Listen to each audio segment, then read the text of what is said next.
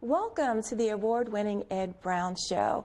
And I have a wonderful show for you this afternoon. We are talking to Meico Whitlock, and he is the Mindful Techie. So Meico is the CEO and founder of Mindful Techie LLC, and we're going to welcome him to the show today. So Meico, welcome to the Ed Brown Show. Thank you for having me. Have you here. I'm excited to be here. Thank you for having me. So you are going to talk to us about being the Mindful Techie. So I want to start with your background, getting into technology, and then who is and what is the Mindful Techie? All great questions. So just providing some background. So I was born and raised in Atlanta, Georgia, and I spent most of my life there. I went to undergraduate at Morehouse College and left there at the Morehouse to go to University of Michigan for grad school. Wow. And that brought me to the Washington, D.C. area where I now reside. And I've been involved really in technology for all of my career, even before I had a formal career. From as early as middle school, I was taking apart computers and doing technical support for people in the community, and I ended up being self-taught with website design. And after college, I wanted to figure out a way to use that for social good, and so I found the nonprofit sector, ended up working in government in a variety of roles, from web development to software engineering to, in my previous roles as communications director, digital strategist. And one of the things that I realized over the course of all of that is that the way that we were interacting with technology and how it was impacting our lives was changing, right? We were becoming more and more connected, and I recognized that there were some benefits to that in terms of efficiencies and productivity, reaching more people, being able to provide more services, to reach more faster and quicker. But one of the challenges with that is that being constantly connected, people were also being overwhelmed, being stressed out, being burnt out, and that's part of the journey that I had. And that brought me to the work that I do today. And in my last job working in this nonprofit space, I thoroughly enjoyed the work that I was doing. But I was like so many other folks that are enjoying the work that they're doing, but don't know how to shut it off, right? Right. And, I reached a point where I was depressed, I was overweight, and really didn't have as much of a social life as I wanted to have. And I reached a pivotal turning point where I realized that I could literally drop dead from overworking. And that my friends and my family, hopefully they would say nice things about me at my memorial service, right? But that the emails would continue to roll in, that the projects would continue to stack up, and that the need would still be there, and I would simply be replaced at some point, right? Absolutely. And when I realized that there had to be a different way. And I've always been a spiritual person, and I grew up in a religious family, and so that's something that I've also sort of leaned on as I evolved. But I felt like as I moved into my career, that was something I had to check at the door as I moved into work. And when I had that realization about dropping dead from overwork, I realized that I could no longer create this artificial separation between my work and my personal, my spiritual development. So I began to bring that to work. And several years ago, I actually talked about that in my journey with mindfulness in particular, and being able to manage the stresses of working in the sector, we're doing social good, and also managing all the technology pieces. And the response was overwhelming, and that led me to see that this could actually be something that I could do on a full-time basis. And so I eventually quit my job to do speaking and training and coaching in this area. That is wonderful, going after your dream. And you've been, you were just telling me today about TV One. You've been interviewed on ABC, and you've done all of these different conferences. But I want to start with the basics. What is mindfulness? Mindfulness is really about paying attention to where you are, right? It's about being present.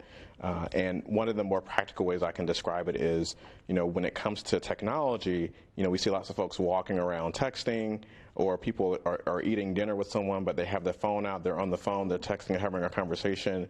Well, being present means putting away the phone and actually having a conversation with the person in front of you, right?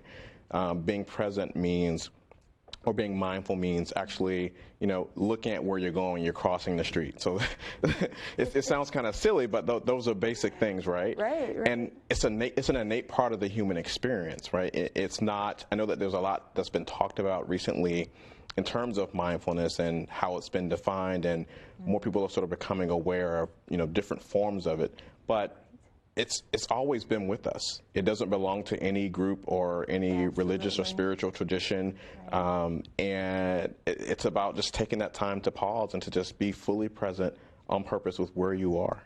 Right. And it's interesting, too. I was talking to someone about they're teaching their child how to be more mindful, no matter what you do. Like you said, there's a commercial where the couple, they're in bed and they're both like texting, and someone takes it away from them so that they can actually start to have a conversation. So how do we have mindfulness into tech? How do we make that a reality? Or how do we start to get ourselves to say, okay, I need to slow down? Like you said, you could just drop dead and it just keeps rolling and rolling. But how do we get to the say, okay, how do I turn off my phone to feel like I'm not missing anything? Like, how do I do that balanced work life? And that's a whole lot of questions rolled into one.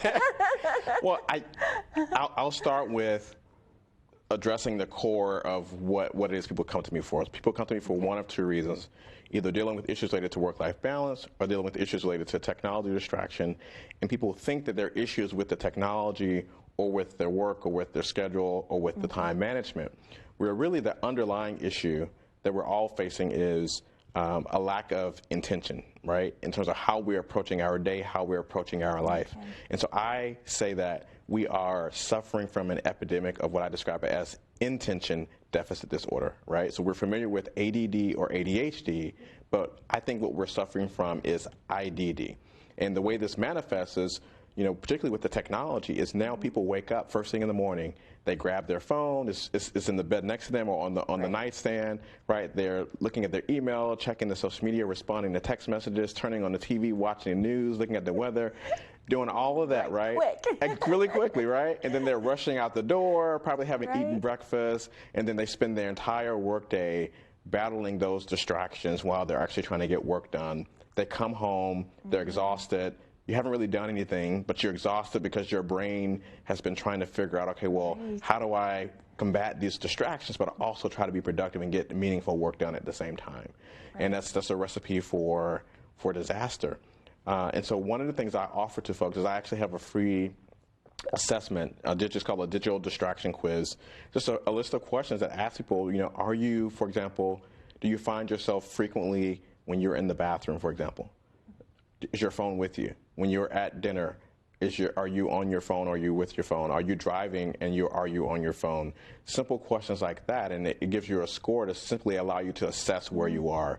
So the first step is really awareness. So there are assessments like the one that I offer, which essentially just allow you to see where you are and how technology is adding value or not to your life. And then once you're able to do that, the second thing that I work with people on when they come to me is getting at the core of the intention piece, which is what's your intention for how you're showing up, right? So going back to the example of starting your day, perhaps before you grab your phone, before you turn on the TV, before you interact with the external world, perhaps taking a few moments to just get quiet, to get still, and to think about, okay, well, what would make today successful for me? Okay. How can I show up and how can I be impactful in the world? What are the one or two most impactful things that I can do if I could do nothing else? And then using that as an anchor, using that as a guide as you go throughout your day. So when those distractions do pop up, you have something to go back to. One of the challenges with starting your day by just sort of diving into the technology, diving into what's happening in the outside world is you're essentially allowing the outside world to create your to-do list for you, right? Interesting. Yeah. You're right. Yeah. So you're diving into your email. That's just other people's to-do list for you. That's other people telling you what they need. And so you start your day off trying to, get to inbox zero and respond to all these requests, and then you haven't gotten any of the important things for you actually done, right? And so we want to get to a place where we can get clear about what's important for us in terms of how we want to maximize our impact in our world, both personally and professionally. And use that as the anchor, use that as the framework that we use to figure out how we then manage our time, how we then manage our device usage, how we then manage the people and interactions that we have in our lives. And that's, I mean, in the digital age, it seems like almost impossible. But like you're saying, if the first thing you do is to take a few minutes and just breathe, whether you just take 5 minutes or you do 30-minute, meditation, but just getting up and just sitting for a moment. Yeah. And it seems like it's so simple, but it's not always that way, because like you're saying, you look at your phone, you're like, okay, here I go. I got to respond. So what are some of the things we can do to just say, okay, let me take a break before my day gets started? Because really, your day, you're kind of like backtracking on your day. Yes. Yeah. So there are some simple things people can do. So if you're one of the folks where, your device is in your bedroom, like you have your tablet, you have your phone, and that's interfering with the quality of your sleep, that's interfering with the quality of your relationship with your spouse or your partner, then there are two simple things I can recommend right away. One is to turn off the notifications, right? So at least you're not getting notified of, new Instagram likes or new emails or new text messages that are coming in throughout the night, right? The second is if you really can't control yourself and you find that it's really getting in the place of you getting a good quality sleep, then I recommend that folks buy a real alarm clock and actually use that alarm clock and plug your phone up, plug your tablet up, and charge that in a different room, so that when you're forced to get up in a space where there isn't that automatic external stimulation, and you have a moment to sort of get your bearing before you begin to engage with your devices in the outside world. And that's something that's so simple. Yes. And I'm like, when is the last time that I used like the old-fashioned alarm clock? They still sell them. They still sell them, yes. Wow, we still use those. So when it comes to work-life balance, and we'll just start talking about the job. Yeah. And in your job or on your job, there is a lot of stress to do A, B, Z, C, and do it like quickly. Yeah. So before we talk about work life, personally, how do we manage that at work? Because, there are people that just, you're like, okay, I don't know if I can deal with you today. I think I need to take a minute and be mindful. Yes. But how do we do that in the workplace? I think there are two things. So one, in terms of no matter where you are, and I know that there's a lot of talk about like follow your passion and follow your dreams, and you make lots of money off of that and yada yada yada. What I have found is I'm very fortunate to be able to do something that I love and to be able to make a living at that. But I don't know that that's necessarily the case for everyone, right? Right. Like you might not necessarily be in a place where you're making money from what you love to do. And what I tell people is that regardless of where you are, you can still make a decision, regardless of your level in your organization, whether you're a manager or whether you're the receptionist or the janitor, you can make a decision about how you're choosing to show up, right? Are you choosing to show up as kind and loving and compassionate? Are you choosing to show up as someone who's committed to the mission of the organization? Are you committed to helping the clients or the customers that you're serving? You can make a decision about that regardless of your work environment and where you work and whether or not it's your actual dream job. The second thing that I would say is when you are able to answer that question as you start your day, what would make my day successful? Or perhaps another way to think about it is, because it's not just about you, how can I be of service today?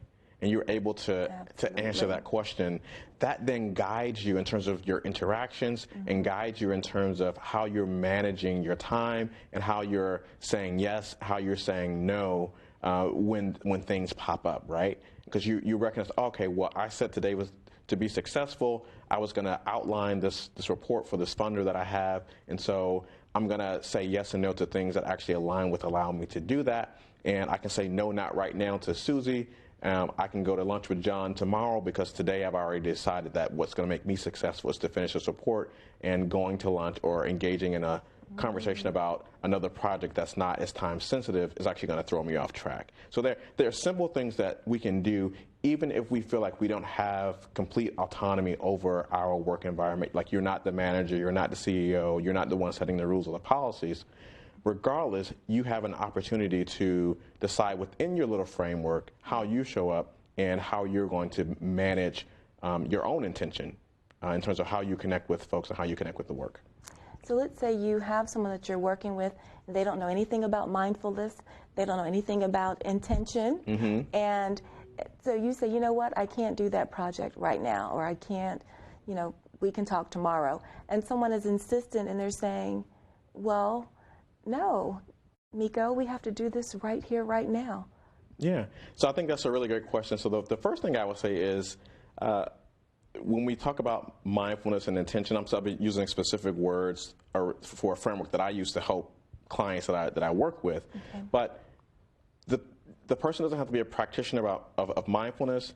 You don't have to explain to them what mindfulness is. You don't have to explain to them that you're practicing mindfulness. You don't have to explain to them that you set an intention and what your intention is. You don't have to explain that. You can tie it back to the mission, your collective mission as a team and as an organization. Well, we are focused on, meeting our, fourth quarter goals. And one of the things I've been asked to do is to, draft this report to make sure that we get continued funding for the program. And so in order for us to meet that goal, I'm not able to meet with you today, but I can meet with you tomorrow because this is more time sensitive, and this is going to help us out as a team, or is this going to further the mission of the organization? There are all sorts of ways that you can sort of help people sort of understand how the approach that you're proposing in terms of how you're managing your time, how you're managing your meetings is actually a benefit to the team and to the organization. So it's about making people to understand that it's not just about you, but it's also they benefit from the fact that you're able to carve out this particular time to work on this specific project right now. And so you're really, you are a teacher and I don't know if I should call you a coach, but you are definitely a speaker, and just talking about mindfulness and technology, because just doing the two of those together, it's like, wow, I can be mindful and do tech at the same, at the same time. And when you started this journey, did you get a lot of resistance in trying to do it yourself, or with connecting with other people? Was it like a smooth, you had the different challenges, but it just kind of like a smooth transition? Yes, I wouldn't say that I've encountered a lot of resistance in terms of the type of support and the help that I'm offering. Okay. I think maybe one of the biggest challenges that I encounter is, people are sort of in different places in terms of how they embrace, for example, mindfulness, right? And so depending on the client or the organization, I can be more explicit, or sometimes it's sort of, I have to use different analogies or different terms or different sort of ways to help people sort of get to the same place. So that's one of the challenges. I think the other thing is, the time that we're living in and how people are interacting with technology. Some people think that, there's some magical app that's going to, magically make everything better or fix their life, but there really isn't an app that does it. And I remind people about that there are apps and tools and strategies that I recommend, that I walk people through, that I do trainings on, that are certainly helpful, but there is no one app that can fix your life. So I work with folks on understanding that, and that there's no substitute for you taking the time to get still and to figure out what your intention is, to get clear about like your deeper why, about why you're here, how you're to be of service, what are your priorities that you're going to be focused on at this moment in time. And when you check those things off, what's going to be next on the list? There isn't an app to help you to really do that for you. That there are apps that can support you along that journey, but you have to be willing to put in the work. And this isn't a short-term proposition. And so I know that there are lots of folks out there that write and talk about, oh, here's a technology hack, or here's a life hack to do this or to do that.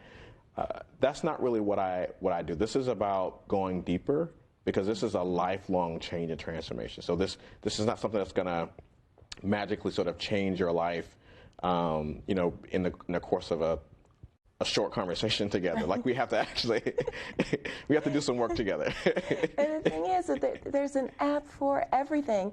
I've downloaded 100 apps on just mindfulness or whatever is going on at the moment. Yes. You can just go and download.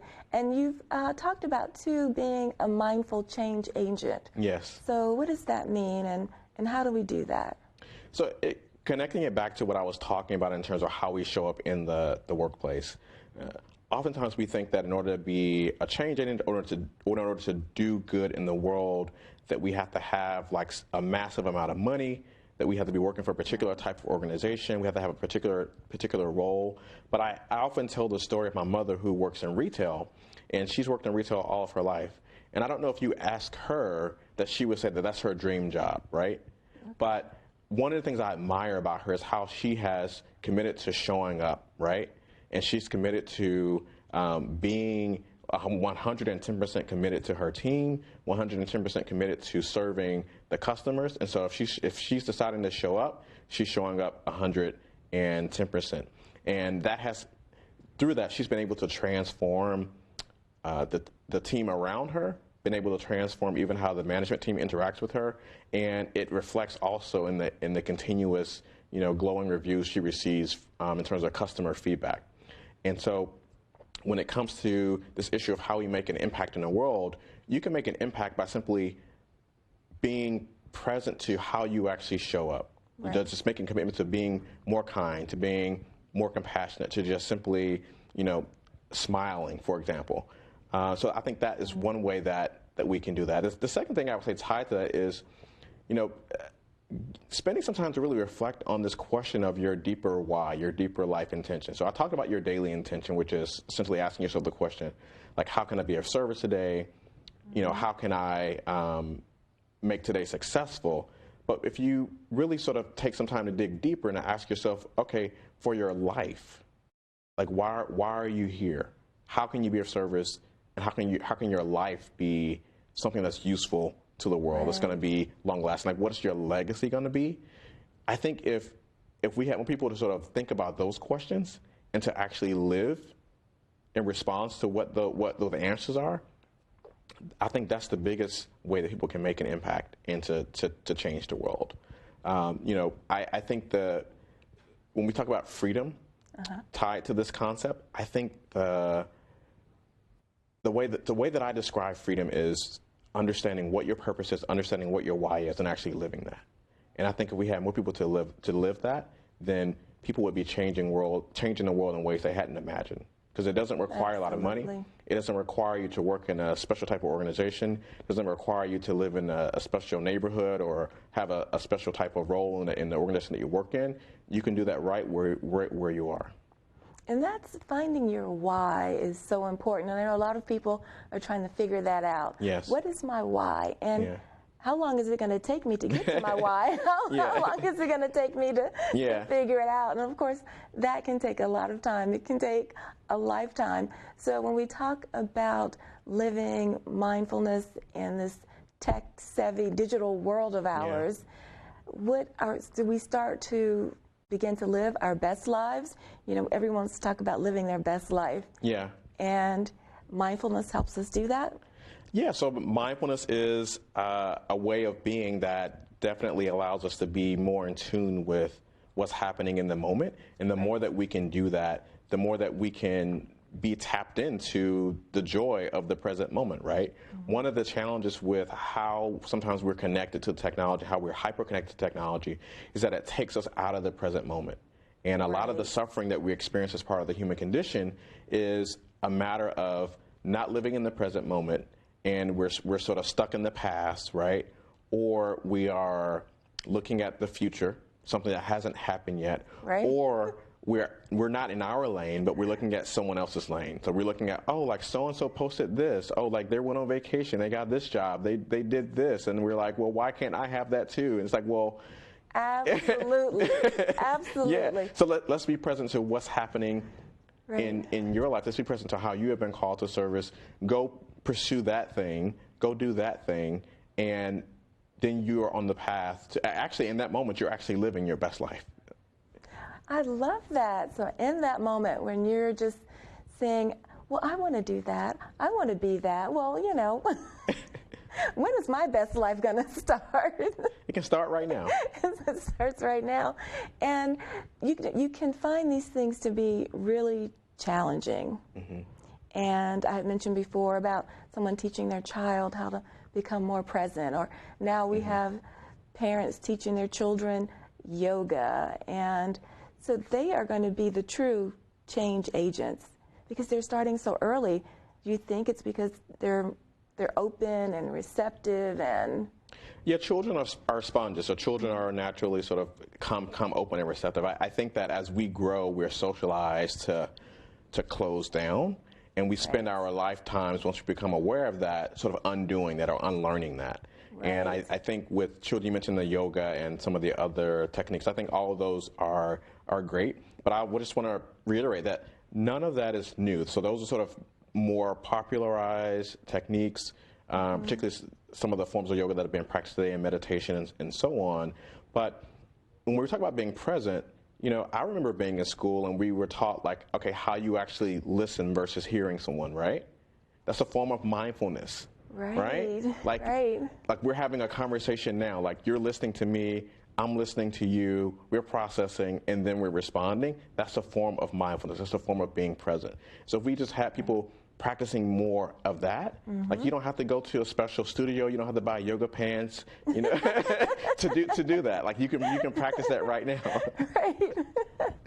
And that's, I mean, in this digital age, that's what we're programmed to do. You know, I can buy it and it's gonna just help me because you go, okay, yeah, those yoga pants will help, and, you know, that music will help, and all of that. So it's, I mean, it's going to be, it's just kind of challenging to just unplug all the time. Yeah, so I think it's about finding the balance, right? So we're not talking about being a Luddite and, you know, going off in the woods and never talking to anyone again. We're talking about finding the balance between, if you're in a place where you find that technology is not adding as much value to your life as you would like it to, like it's getting in the way of you having great relationships, it's getting in the way of you being productive at work. What we're talking about is okay, here are some things you can do to take a step back, right? Here's some things you can do to perhaps get in better alignment. Perhaps there's something that you can do in terms of limiting when you're accessing email, for example. And if you overwork, for example, perhaps setting times where you say, you know what, between 8 and 6, that's the time I'm available. After that, I'm going to be spending time with my family, or I'm going to be with friends. And if it's an emergency, then here's how people can reach me. And being able to communicate that to your clients, to your colleagues, and being able to set those boundaries so you find the balance. So if there's something that does happen, you're reachable. You're not saying you're not reachable. You're not saying you're cutting yourself off. Right. You're just saying you're trying to find a balance between being constantly on for work and also being available for your life outside of just your professional career. And I'm just loving talking to you, and we're going to continue to talk some more because we want to start talking about your planner and how we really try to get our lives in order. So I want to thank you, Meico, for being on the Ed Brown Show, and we're going to talk some more, but Meico has a planner, and in our next segment, he's going to show us how we can really start to live, I want to say our best lives, but we're really going to talk about being present, being mindful, and just trying to make balance in our lives and in the lives of others. Because as you say, if we can do it ourselves, we will do it for others. And thank you. And we're going to continue talking to Meico quite soon.